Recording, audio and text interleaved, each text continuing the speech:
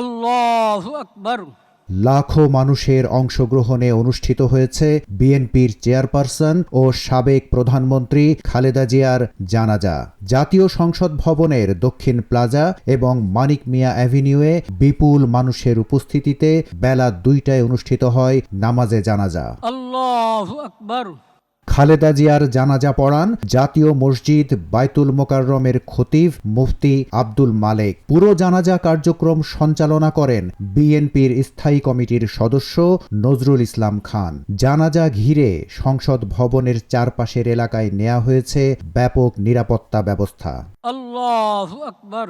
নজিরবিহীন এই জানাজায় অন্তর্বর্তী সরকারের প্রধান উপদেষ্টার পাশাপাশি একাধিক উপদেষ্টা, খালেদা জিয়ার জ্যেষ্ঠ পুত্র তারেক রহমান, বিভিন্ন রাজনৈতিক দলের শীর্ষ নেতা, নানা শ্রেণী পেশার মানুষসহ সারা দেশ থেকে আগত বিএনপির নেতাকর্মীরা অংশ নেয়।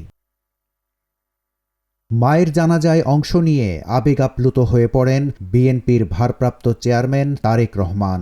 বিসমিল্লাহির রহমানির রহিম। আমি মরহুমা বেগম খালেদা জিয়ার বড় সন্তান তারেক রহমান। আমি আজকে এখানে উপস্থিত সকল ভাইয়েরা এবং বোনেরা যারা উপস্থিত আছেন, মরহুমা বেগম খালেদা জিয়া জীবিত থাকাকালীন অবস্থায় যদি আপনাদের কারো কাছ থেকে কোনো ঋণ নিয়ে থাকেন, দয়া করে আমার সাথে যোগাযোগ করবেন, আমি সেটি পরিশোধের ব্যবস্থা করব ইনশাআল্লাহ।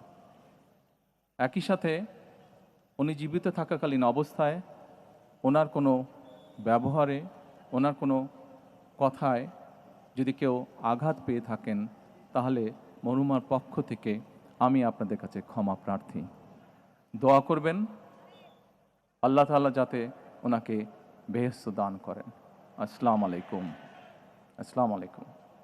বাত ব্যথা, প্যারালাইসিস কিংবা আর্থ্রাইটিস, আধুনিক ফিজিওথেরাপি ও পুনর্বাসন চিকিৎসায় নির্ভরযোগ্য নাম ডিপিআরসি। ৩ বারের সাবেক প্রধানমন্ত্রী খালেদা জিয়ার জানাজায় অংশ নেয় পাকিস্তানের উপপ্রধানমন্ত্রী ও পররাষ্ট্রমন্ত্রী মোহাম্মদ ইসহাক দার। ভারতের পররাষ্ট্রমন্ত্রী ডাক্তার এস জয়শঙ্কর সহ কয়েকটি দেশের মন্ত্রী ও কূটনৈতিক প্রতিনিধিরাও উপস্থিত ছিলেন বেগম জিয়ার জানাজায়। প্রিয় নেত্রীর চিরবিদায়ে আবেগ ধরে রাখতে পারেনি সাধারণ মানুষ। কান্নাজড়িত কণ্ঠে খালেদা জিয়ার রুহের মাগফিরাত কামনা করেন তারা। ধারণা করা হচ্ছে খালেদা জিয়ার জানাজায় কয়েক লক্ষ মানুষ অংশ নেয়। বেগম জিয়ার আপোষহীন মানসিকতা থেকে শিক্ষা নিয়ে এগিয়ে যাবে পরবর্তী প্রজন্ম। কেউ কেউ এমন আশা ব্যক্ত করেন জানাজা শেষে।